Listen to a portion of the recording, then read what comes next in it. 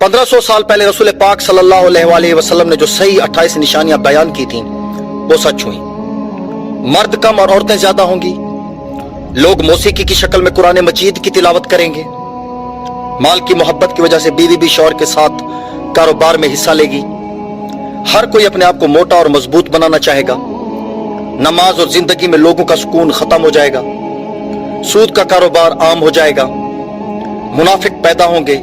लोग इबादत करेंगे मुनाफिकत और शोहरत पाने के लिए। फितने बढ़ेंगे और दीनी इल्म में कमी आएगी। लोग कुरान को तनख्वाह का जरिया बनाएंगे।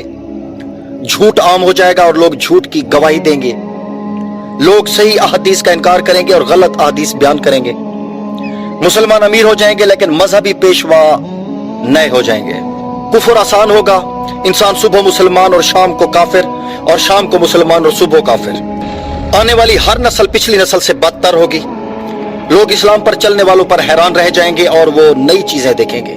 कत्ल और गारत बढ़ते जाएंगे। कातिल और मकतूल को पता नहीं चलेगा कि मैं क्यों कत्ल करता हूं और क्यों मारा जा रहा हूं। काफिर मुसलमानों पर गालिब आएंगे। मुसलमान ज्यादा होंगे लेकिन गुलाम होंगे, क्योंकि वो दुनिया से प्यार करेंगे और मौत से डरेंगे। मजहब पर अमल उस आग के तारकोल की तरह होगा जो छड़ी में फंसा हुआ है। गुनाह करना बहुत आसान होगा और गुनाह को गुनाह कबूल नहीं किया जाएगा।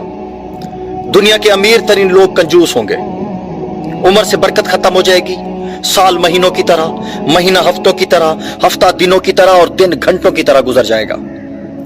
मुसलमान हर अमल में काफिरों की पैरवी और इताअत करेंगे।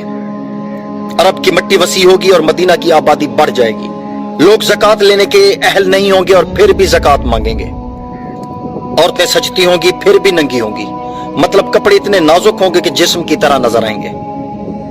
जिना आसान होगा और जिना के असबाब में इजाफा होगा। जहालत आम हो जाएगी। लोगों को दुनिया का इल्म हो जाएगा मगर जहालत की वजह से दीनी इल्म से जाहिल होंगे। बेहया औरतों और आलाते मौसीकी में इजाफा होगा।